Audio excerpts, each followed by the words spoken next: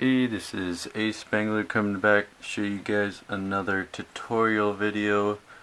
This week, another painting tutorial video. It's kind of just ended up being more of a painting series, I guess. First I was planning just trying to do it in one video, but then I ended up thinking can't really cover it all in just one video, so I've kind of spread it out into 4 segments for you guys. First one was kind of overview. I guess if you just wanted to watch one video, I'd recommend the first one because that has a little bit of everything in it. But the first one mainly just is, I'd say, is showing you guys what supplies you need. Second video for last week was the initial just first coat painting. In that video there's a lot of paint of me painting, and this video will be putting on the second coat, plus I'll show you guys how I kind of scratch off mess up spots. And next week will be the final video in the series, which will be putting on the varnish or the protective coating. So since the last segment I did 4 guns I painted for you, I'll just do 2 this segment since we're just doing a second coat. If you look closely, you could see it's you can kind of see the brown underneath in the spots I painted earlier. It's not quite pure gunmetal, I guess.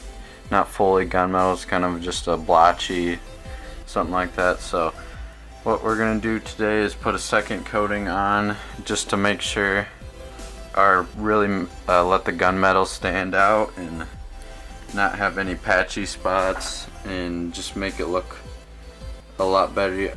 You could put more than 2 coats on, but I feel like only 2 coats are necessary, so that's what I do. So with that, I'll go right ahead and start painting for you guys.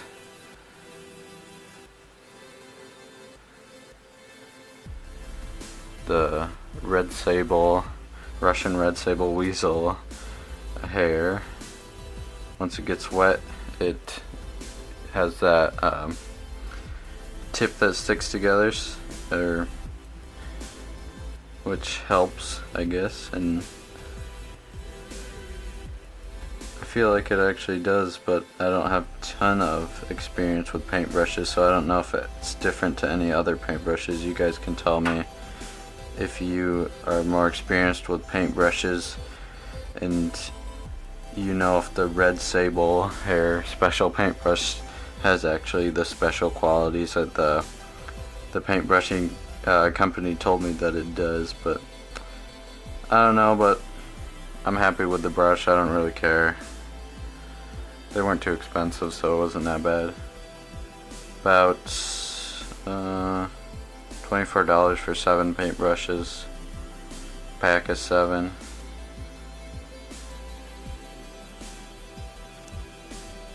I've only used 2 of the paintbrushes though, but I'm pretty happy with them. And right away you can tell that the second coat takes way less time, because you don't have to paint over everything. You're more just looking for spots that didn't have the paint on, or parts that don't really have much of the paint.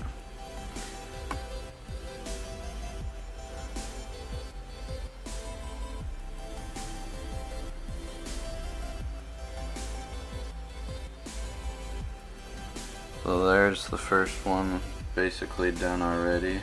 Get the stand, put it on.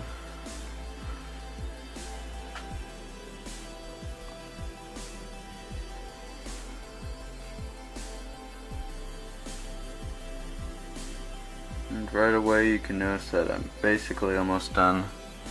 Second coat doesn't take much time.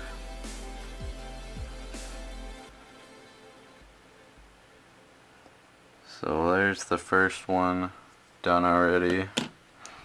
Move to just doing an M1 Carbine, give you a little bit of variety. This one seems like it's a little bit more starved for paint. It's a little bit more patchy just because I guess there's more spots to paint on it.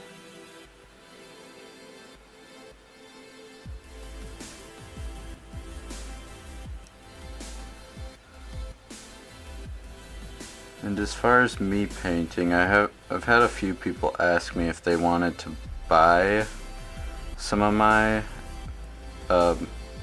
painted weapons. Sure, I guess. Just let me know in the comments or on my Instagram. You could DM me, and maybe I'll sell some of them. I could use some extra money for the Itter Castle mock. I'm gonna need to send out some more Bricklink orders, so I could use a few more funds. It wouldn't take me too long, so I probably could send some packs of these guns out if you guys really wanted them. I'd probably limit it to the US, just sorry for other people that don't live in the US, just to make it easier for me. I probably could just send these, since they're so light, I probably could just set them in a letter or something like that, double envelope, something like that. But I don't know. Let me hear your guys' opinion if you would want to buy some of my painted guns. But I guess the point of this segment is to encourage you guys to try out painting yourself. It's not too difficult, in my opinion. That was one of the things that was kind of holding me back, is I thought it would be too hard. I got unstable hands. I probably mess up quite a bit, but that will lead us to the next section in this video, talking about mess ups.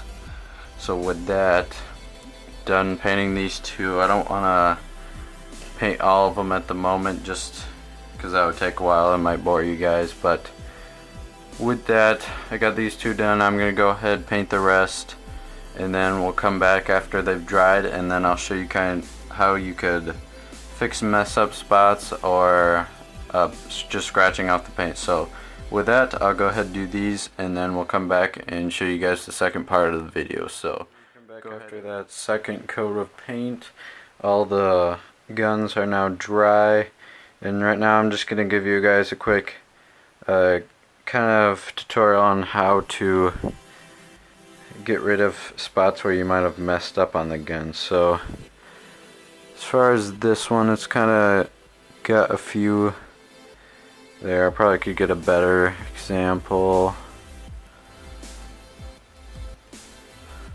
of one that has some pretty obvious mess ups on it. This one has some. If you look there down next to the clip, you see I kind of way over painted here by the trigger and clip. So what you do is just take like a toothpick. I have this one a little bit sharpened up. Take any sort of X-Acto knife, Craftsman knife. Take those, sharpen up the end of the toothpick so you have like a nice point there, and then you can go from there and kind of just take the toothpick and go ahead and scratch off the paint. And you see this stuff comes off really easy, and basically there, it's all gone. Everything that was the mess up is now gone. You don't see it anymore. So that's the good thing about this paint, is you could go ahead and just scratch off little areas and then just wipe it off. That's why the paper towel's there. Wipe off little areas where you mess up. And as far as like freehand stuff, like these rifles, where I put this like metal bit right there, you just take the toothpick, and before, when I was doing the freehand, I kind of just did this large bit, large line, because I didn't completely know at the time, since it was freehand, what the ring, the little metal ring would look like, or what I wanted it to look like. And then you could just go through there and kind of fine tune that ring. Let's having trouble focusing there.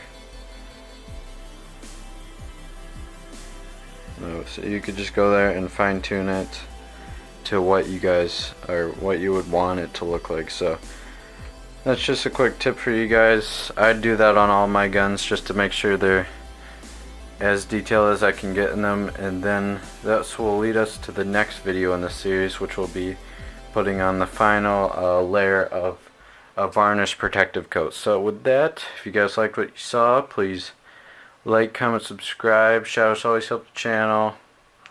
And with that, thank you guys for watching, and I hope to see you guys in the next video.